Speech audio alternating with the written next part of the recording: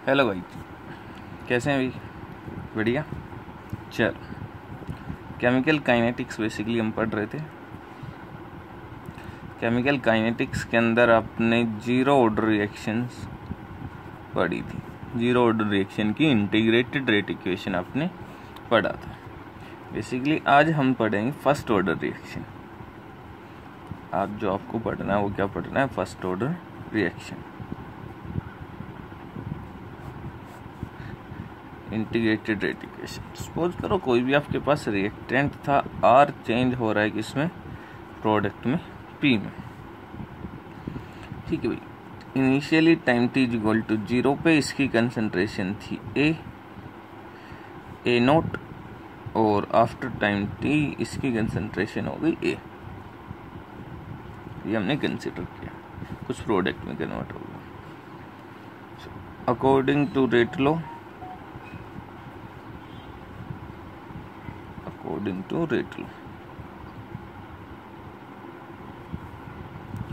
क्या है आपका रेट? अगर फर्स्ट ऑर्डर रिएक्शन है तो K into concentration of reactant R, या फिर इसको जनरली A से, चलो R से लिख देते हैं, कोई दिक्कत नहीं। और इसको हम थ्योरेटिकल रेट के इक्वल लिख सकते हैं क्या? Minus dr by dt, minus dr by dt।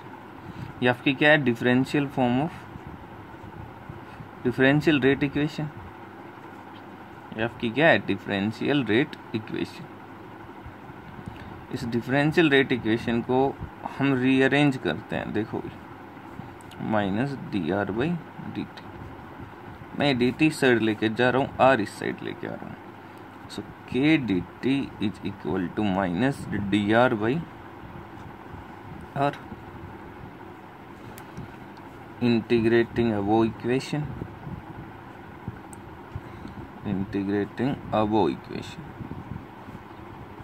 तो आप लोगों ने मैथ में पढ़ा होगा 1 by integration of 1 by x into d x आपका किसके इक्वल होता है? ln x के, नेचुरल लॉग x लिया, लॉग बेस ई एक्स। ये आपने मैथ में पढ़ा होगा। तो हमने इंटीग्रेशन करना है k dt minus integration of dr by r। इसकी बात करते हैं। देखो, ये क्या गया? k कांस्टेंट है, इंटीग्रेशन ऑफ dt, और ये क्या आ जाएगा आपका? Minus dr by dt, sorry r। dt की आपने इंटीग्रेशन की, क्या आ जाएगा आपके पास? t प्लस एक कांस्टेंट आएगा i, integration constant, minus 1 by x into d x. तो ये क्या आ गया? ln r। अभी देखो, ये आपके पास, ये आपका i क्या है? Integration constant. i क्या आपका? Integration constant. इस i की वैल्यू निकालने के लिए हम कुछ कंडीशन पुट कर रहे हैं।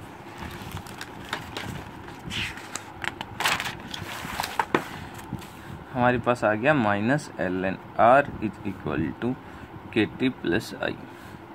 When t is equal to 0, concentration of r जो होगा वो किसके इक्वल हो जाएगा? a नोट के, initial concentration. So minus ln a naught is equal to i, because t तो क्या है? 0। ये वैल्यू आपको पुट करनी है। ये क्या गया? माइनस ln r को मैं लिख सकता हूँ a एट एनी टाइम, कोई एनी टाइम था t। कंसंट्रेशन ऑफ r किसके इक्वल होगी? आपकी a के इक्वल। तो ये मैंने पुट किया, is equal to kt plus i की वैल्यू क्या आएगी? Minus ln a naught. इसको मैं इस साइड लेके आता हूँ, ये क्या आ गया? Plus ln a naught minus ln a is equal to kt। आपने एक प्रॉपर्टी पढ़ी होगी क्या? log a minus log b किसके इक्वल होता है? log a बाई b के। वो हम यहाँ पे यूज कर रहे हैं, ln a naught by a is equal to kt। ये जो ln बेस e x होता है वो आपका होता है 2.303 log बेस 10x, इसकी इक्वल रहेगा 2.303 log बेस 10x। उसकी वैल्यू आपने पुट की यहाँ पे, फिर क्या आ गया 2.303 log a0 by a is equal to k t. So यहाँ से आपके पास k की वैल्यू क्या आ गई 2.303 divided by T log a0 by a। ये आपके फर्स्ट ऑर्डर के लिए क्या आ गया इंटीग्रेटेड रेट इक्वेशन। के क्या आपका वेयर के रेट कांस्टेंट। इसके ऊपर आपके न्यूमेरिकल पूछते हैं या ये डेरिवेशन भी पूछ लेते हैं, सिंपल सा डेरिवेशन है, कई बार यही पूछ लेते हैं आपसे। क्या आपका रेट कांस्टेंट। ए नोट क्या है इनिशियल कंसंट्रेशन ऑफ रिएक्टेंट।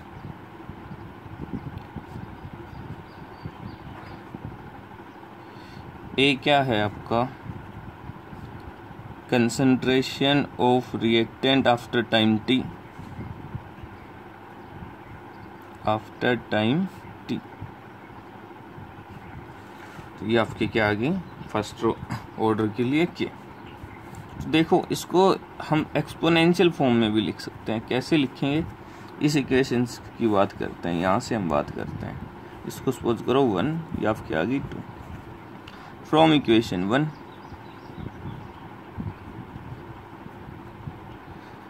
आपका ln base e a0 by a किसके इक्वल था के टी। तो ये अगर ln देखो, अगर ln base e x is equal to y, so x आपका होता है e raise to power y। तो यहाँ से मैं लिख सकता हूँ a0 by a is equal to e raise to power k T.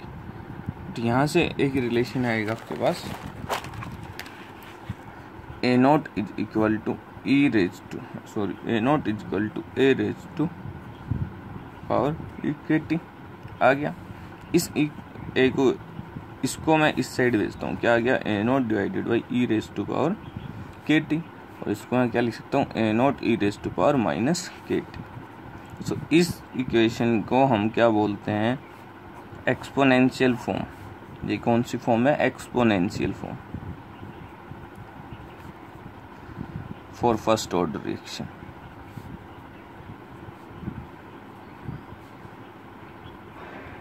ये दो फॉर्म आपको याद रखनी है, एक आपकी ये, एक आपका k is equal to 2.303 by t log a0 by a। दो आपको याद रखनी है, इनका डेरिवेशन आपको अच्छे से आना चाहिए। कुछ मैथ के आपके एप्लीकेशंस लॉग की और इंटीग्रेशन की यूज होनी है, वो आपको देखेंगे। तो ये दो आपको याद रखने हैं फर्स्ट ऑर्डर की। तो अभी बात करते हैं हाफ लाइफ की। हाँ भी हाफ लाइफ बताया था। हाफ लाइफ क्या होता है, वो टाइम जिसके अंदर आपका रिएक्टेंट क्या कर जाए हाफ रिएक्टेड कर जाए, टाइम ड्यूरिंग विच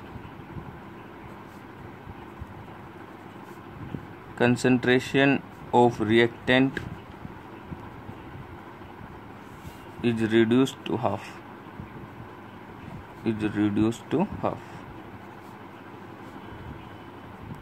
तो जब आपका टाइम जो टी आपका टी हाफ के इक्वल हो जाएगा, देन ए नो जो कंसंट्रेशन ऑफ रिएक्टेंट रहेगी ए कितना बचेगा a0 बाई 2, कितना रिएक्ट कर गया होगा a0 बाई 2। तो के क्या आ जाएगा, देखो के 2.303, टी की जगह क्या रखना है आपको टी हाफ, या गया लोग a0 as it is. Left कितना बचेगा, ए क्या है अमाउंट लेफ्ट, ये कितना बचेगा a0 बाई 2। तो ये आपके पास क्या आ जाएगा के 2.303 टी हाफ लॉग a0 से a0 कैंसिल हो जाएगा, क्या बच जाएगा 2। यह आ जाएगा k equal to 2.303 t half log 2 की वैल्यू होती है 0.301।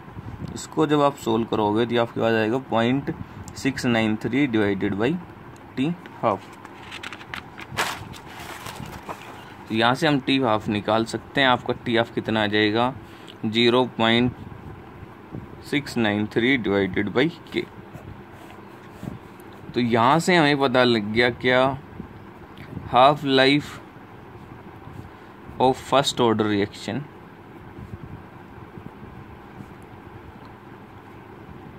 is independent of concentration of reactant. Reactant की कंसंट्रेशन से क्या है, इंडिपेंडेंट है। देखो इनकी कैलकुलेशन के अंदर आपको लॉग्स की वैल्यू पता होनी चाहिए। log 1 आपका होता है 0, log 2 की वैल्यू होती है 0.301, log 3 की वैल्यू होती है 0.477, log 4 की वैल्यू होती है 0.602, log 5 की वैल्यू होती है 0.699, जिसको हम अप्रोक्सीमेटली 0.7 यूज कर सकते हैं। बाकी की आप निकाल लोगे इजीली। सपोज करो log 6 आ गया आपके पास, तो उसको आप लिख सकते हो log 2 × 3, और वो क्या हो जाएगा log 2 + log 3। ये क्या आ जाएगा 0.301 + 0.477। अगर आपको याद ना रहे तो आप ऐसे भी इजीली क्या कर पाओगे, कैलकुलेट कर पाओगे। ठीक है, सपोज करो log 8 की वैल्यू निकालनी है, तो log 8 को मैं लिख सकता हूँ log 2⁻3। 3 आपका आगे आ जाएगा, log 2 की वैल्यू 0.301, ये आ गया कितना 0.903। ठीक है, अब आपको हो गया सर log 7 की वैल्यू आपको याद रखनी है, वो क्या होगी आपकी 0.8, अप्रोक्सीमेटली 0.8, वो आपको याद रखनी है। ये वैल्यूज आपको कुछ याद रखनी है जो आपके न्यूमेरिकल्स में काम आएंगी, डायरेक्टली आप पुट करोगे। तो देखो अभी कुछ ग्राफ्स की बात कर लेते हैं। Graphs for first order reaction.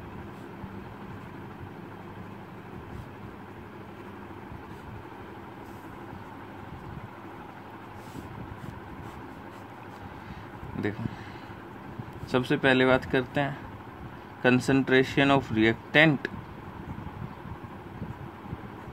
Versus rate. हाँ भी, रेट क्या आएगा आपका, rate is equal to K × A⁻1। So आपकी क्या आ जाएगी फॉर फर्स्ट ऑर्डर के लिए rate y is equal to mx, straight line curve passing through origin. इधर आपकी कंसंट्रेशन ऑफ रिएक्टेंट, स्लोप क्या हो जाएगी K, स्लोप आपकी क्या हो जाएगी K। सपोज करो दूसरा आपके पास कोई ग्राफ है, इसके बीच में करना आपको concentration of reactant versus time.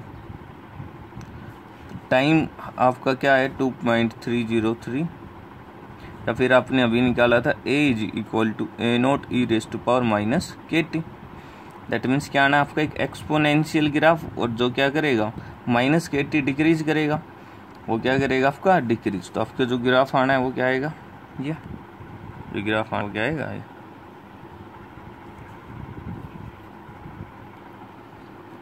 तो ये आपका क्या आ गया A is equal to A0 e⁻−KT से ये आपकी कंसंट्रेशन ऑफ रिएक्टेंट, ये आपका टाइम एक्सपोनेंशियल डिक्रीज, ये आपकी क्या आ जाएगी A0। ये नीचे टच नहीं करेगी, क्यों टच नहीं करेगी उसका रीजन अभी बताएंगे। First order reaction never goes for completion, क्यों नहीं जाती है कंप्लीशन के लिए, उसके साथ अभी हम डील करेंगे। देखो इसके साथ एक बार बता देता हूँ, नोट डाल लो। First order reactions never goes for completion.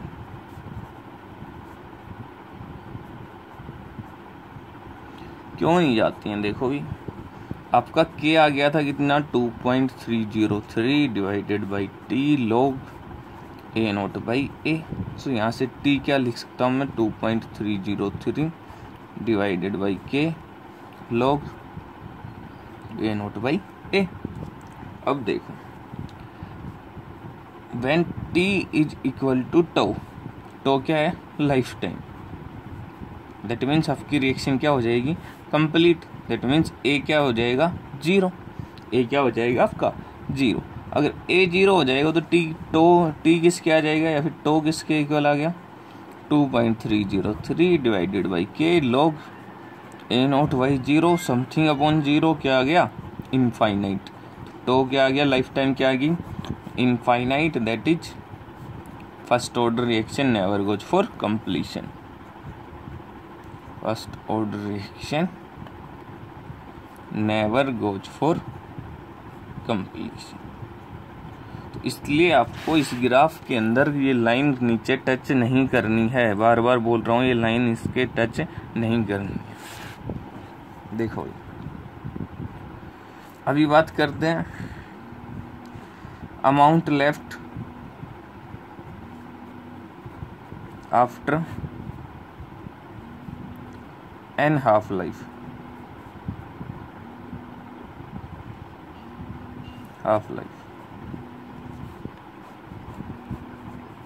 तो ये आपको डायरेक्ट याद रखना है, amount left after n half life किसके इक्वल रहेगा, initial concentration a naught divided by 2n 2 raise to power n, where n क्या होगा, where n number of half life, अभी एक और ग्राफ हम डील करते हैं, half life versus concentration of reactant.